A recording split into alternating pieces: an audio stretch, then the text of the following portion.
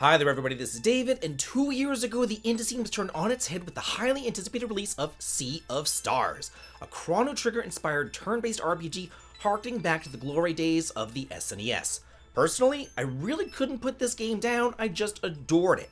So no one was more excited than me to hear about some brand new, absolutely free DLC that is coming out on May the 20th.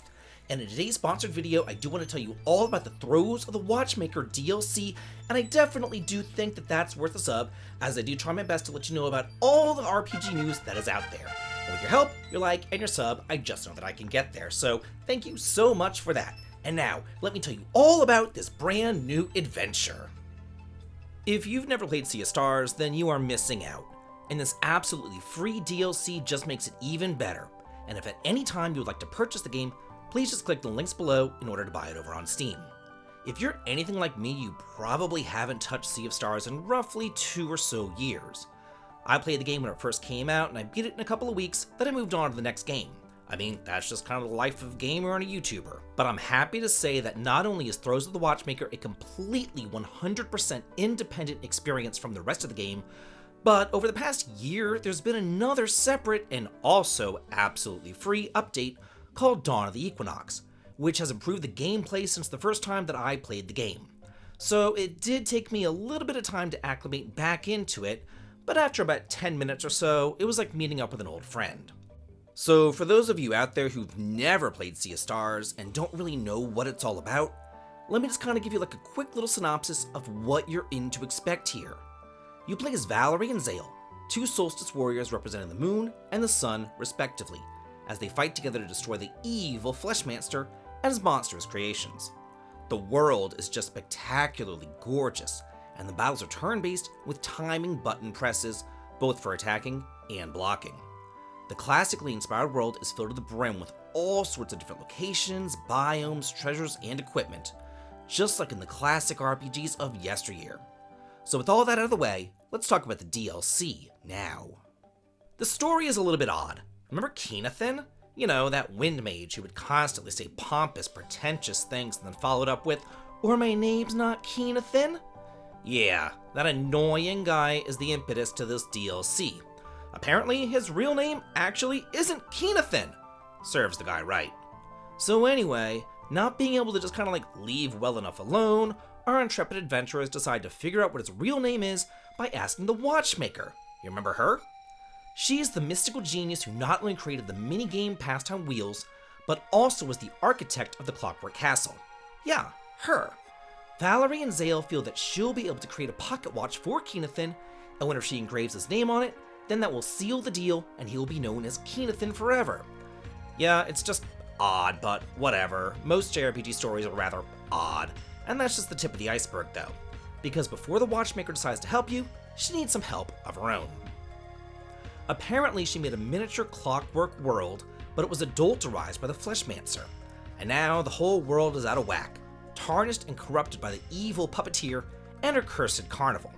You see, anybody who enters this cursed clockwork world has an evil twin created from them, who then wreaks havoc, and unfortunately Zale and Valerie are no exception. Upon entering, the solstice powers don't really work, and they're quickly cursed and cloned. Unfortunately, none of your other party members are able to enter and help them out, so instead, you get a brand new party member, Artie the Artificer, who joins up with them throughout this new adventure. Since your solstice powers don't really work, you find out that you need to adapt in order to survive here. So the sword fighter Zale becomes a juggler, and Valerie discards her staff to instead stand on her head and become an acrobat. But Artie, our trusty robotic sidekick, goes for the much more efficient route of just, shooting everybody in the head with his laser beam. Because of these new job classes and the new playable party member, the battles are fresh and new.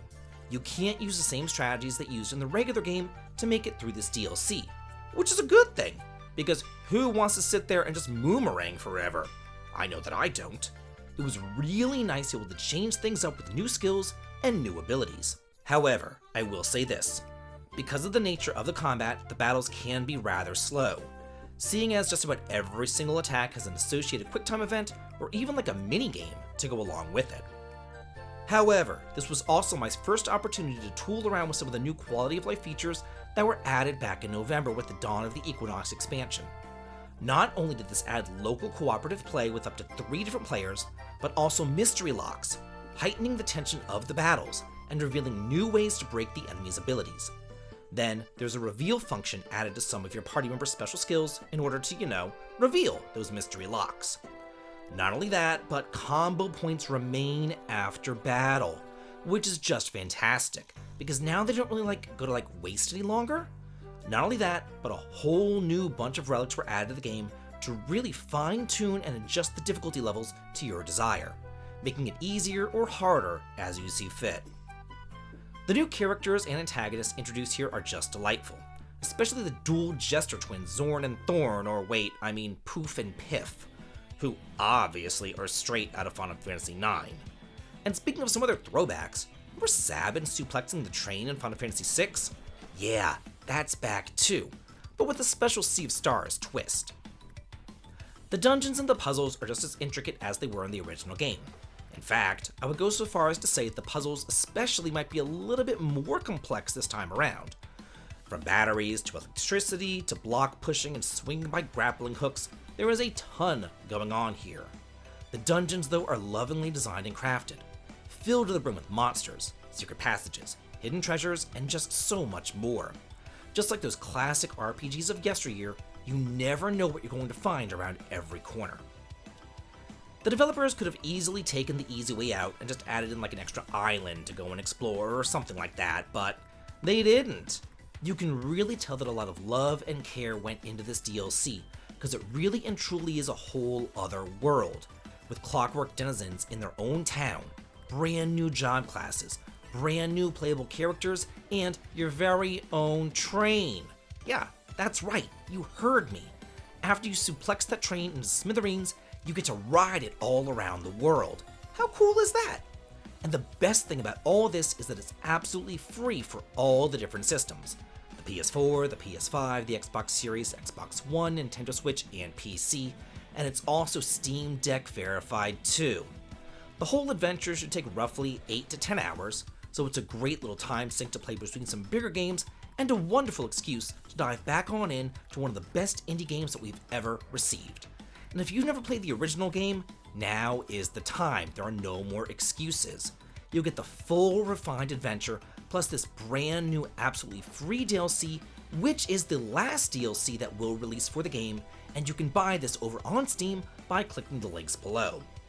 So that's it for my review of Sea of Stars' new Throes of the Watchmaker DLC. So now, I've got to ask you, how do you feel about the game, and are you going to be grabbing this free DLC? Let me know in the comments, let's all talk and chat about it.